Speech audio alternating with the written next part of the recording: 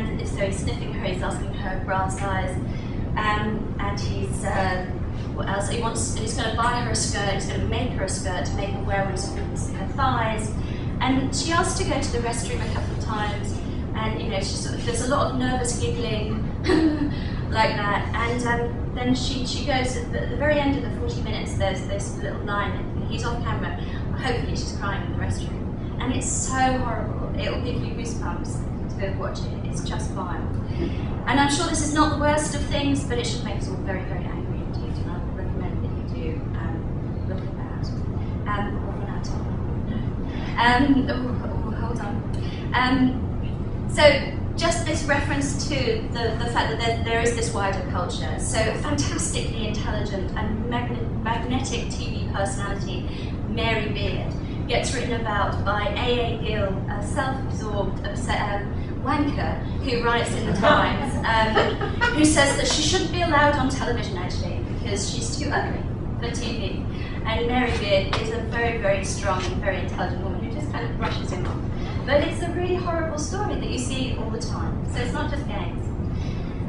The answer to the opening question is, why do they love to hate? And it's because we let them. And that's why this event is happening.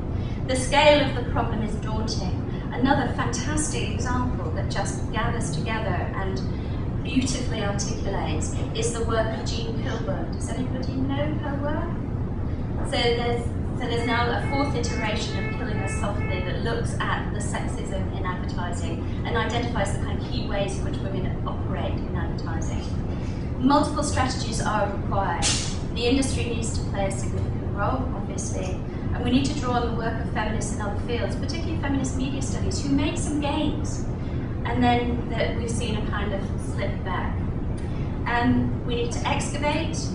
Who are the women? Where are they? What are they doing? We need to celebrate that, and then we need to eradicate, stamp upon, humiliate, make socially pernicious, make socially visible and untenable the position of being able to speak like this. It's not just 14-year-olds. When Mayor Shepherd's talk on Gamma Sutra went up about initiatives around women in games, very, very intelligent and erudite responses said all of those same things that I said. Women are objects, they're too stupid, they don't have the necessary will. So it's not just, you can't just dismiss it as being young teenage boys. What I like is the idea of coupling activism with humour. I think that's a really, really great avenue. I was at a cultural activism session on Wednesday, and we looked at loads of really, really brilliant kind of humour-filled and engaging and affecting kind of campaigns that use humour to draw in, to make ridiculous, to make absurd. Many of them based on Edith Ward's notion of autonomy. Just turn the message around and you make it so unbelievably ridiculous that no one can occupy it. I'll just be really, really fast, I promise. Another sort of sign of hope. Do any of you know Margaret Robertson? So she's the brains and wit behind Hide and Seek. She used to write for Edge. She's an absolutely fantastic, was an anthropologist, historian. Finally, after years of kind of pretending that these things were not an issue, she herself kind of self-censored her behaviour online. She didn't wear skirts, she didn't wear heels, she didn't come to the defence of other women when they were attacked. And has suddenly realised that actually there's a deep problem with the fact that she didn't do that, and is now no longer taking that position and is refusing it. So I'm not saying that degree of self-editing is bad, and I'm not saying that women or men should try to be good at their jobs or act professionally if they want to be treated professionally. I think women being great at what they do is a single best standard for the fact that women are great at what they do. But in the end, I was right to think that I was clever and smart. I avoided making myself a target of racist assholes by playing by their rules. I've done a blinding job of that so far. I think I'm going to stop that now. I think that that's a really fantastic sign that someone who has the kind of influence and recognition that Margaret had is doing that. And you should read the response. Once it went from her blog, which is spring over to Kotaku, looking at the comments is very interesting. So, final word. Radical activism. Radical from the term root, it has to come from the roots. The activism must happen from the people in the room. It's long overdue that a new collective self-identifies as explicitly feminist. It's the only way to avoid that problem that you mentioned. So you've got to just own it, occupy it, and make it real. Collective radical action has never been more urgently required. Younger women need to be engaged as part of a community of women and not as individuals. We live in an extraordinary, individualising, individuating culture that has an extraordinary, profound effect on how we think, behave, and act. We need to break those patterns and act collectively more often in more places, and it's very, very hard. And a lot of it is having a secret word with your friend before you go into those difficult spaces. And this event could see the launch of this call to action. I believe they've already said that. Vive la révolution! There you go.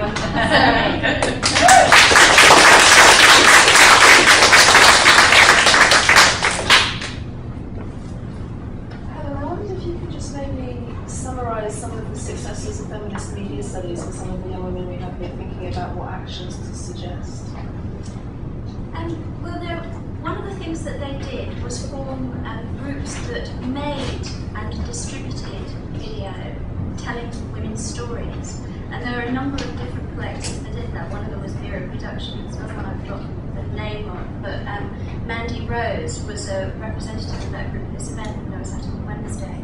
And that kind of separatism was largely condemned outside of their little activist groups. But boy, did they inspire an awful lot of women to enter into the TV industry, which had many of the same difficulties actually. The kind of from the representational side of things all the way through to who's wielding the camera and who's making decisions about what kind of stories were made. So, and a lot of that was actually providing spaces in which women could train other women and could learn some of those harder to do jobs. And that's certainly one thing, and I think that is something that we could certainly foster. The other is a constant critique of the representation of women, and not just in feminist literature, but actually in public spaces, and sharing that information, and telling stories differently. That's one of the things that they've done extraordinarily well. Although there's a tremendous amount of backsliding in the past 10 years, including a sort of sense that there's a new sexism afoot. It's even worse and more toxic than the old sexism. Because now we're part of it in a way that we weren't in the past. Yeah, I just want to say I was in the UK just last month, and I was talking to an engineer who had his own business. He told me that one reason that women aren't hired is because there are such regulations about paying and maternity leave, and it's very restrictive for an employer. So we have quite a different system in Canada. Can you speak to that? I don't think that's actually true. Really? I don't think it's true either. No, I think that's I was just very appalled much to hear about it. 5 weeks maternity leave. And doesn't the employer pay that? No. Because the guys are just perpetuating these myths. Yeah, I mean, there's a certain period. If you pay over, if you want to allow people to go off over the state allowance, then they'll have to put that bill. But that's a choice they make, because they value that woman's contribution. And then it means the other thing that they don't get hired in the beginning. That's also illegal in the UK, as it is in most countries. You can't ask somebody whether they're planning to have a family. You can't penalise against somebody's ability to do a position. I mean, again, there's the official and the unofficial always, but there's been lots of work to put legislation in place to point out the fundamentally wrong nature of that thing. I think that the one thing that's very frightening is that they don't get very many women actually, because they're not coming through engineering. Yeah. And that's why there's, in the UK as well as in other countries, there's a massive investment in STEM subjects, because girls do extremely well in those subjects up to the point at which the overwhelming and exhausting work of femininity takes over. And they understand that engagement with STEM, it demands the work that they've got to do in order to be feminine. and that's when they drop away and don't take up those roles. And that's research shows that across the board. So kind of taking role models into secondary school and not allowing them to drop off in the way that they do might deliver more people to, so that it wouldn't be a question of cost. I mean, what's the cost of a brilliant person in the workplace? No one counts that. I mean, look at the bankers. They will pay what they have to pay if they want to get a good person. If they really had the hot applicants, they'd find a way of covering it. We're going to eat lunch or something. Go there and Is there other times? The issue of language. Many years ago, during the second wave of the women's movement, when I was much younger than I am today, when the women were called chicks and they were called various things. Now, it wasn't, we didn't have the internet then, just the typewriters. But the language was, for its day, I don't want to say it's the same now, but it was for its day, the language about women and feminism was seriously wrong. It's like we're back there again. One of the things that stopped it earlier, well, put it underground, probably more likely, in the internet, was that people couldn't say that without consequences. So what was the consequences? Somebody would say, oh, your children's pig. They would say, oh, go grow up. They would make some kind of, toss off. And the person was ignored.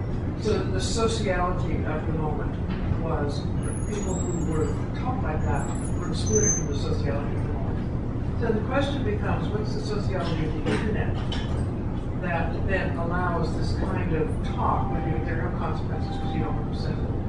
It's the sociology of the internet, and how can we use that sociology to address the issues of language? And you've mentioned 2 or 3 things, but I think by conceptualizing it as a social space, then you can begin to see how people operate within social spaces and can think about how to stop particular kinds of language in that particular social context. So really good point. And is it integrates to link to the short film? And one of the key things that they actually address is the use of muting for the people who perpetrate that kind of hate speech, and building up a culture in which actually to be muted is a bit of condemnation. And certainly one of the problematic elements of looking at the comment function is just how much airtime those people get.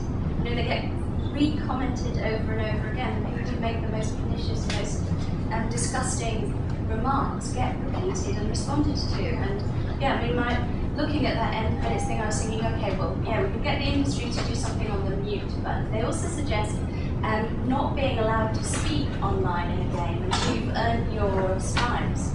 So that actually, you couldn't just log in with multiple new identities so that you can be really vile to people, which I think it would be an interesting idea, although I doubt that's actually going to happen. I wondered about why do we pay attention to them? Why do we give them the gift of our reply?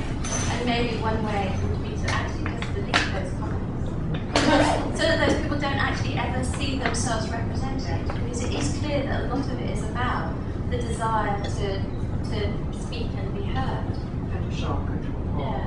And yes, more people need to speak up. The really awful thing about that example of Miranda is that there are other people in the room. She's not on her own, and no one says anything. No one says, hey, that's enough. And in the comment stream about sexism and the harassment, people say, she should have stood up for herself. Well, no way is she going to be able to stand up for herself in a room like that, in that context, without finding it really, really hard. And anybody who's a human being would tell that her laughter is nervous, and her frequent trips to the restroom are about wanting to escape and hoping that it will disappear. I think you're in. I think, Yeah.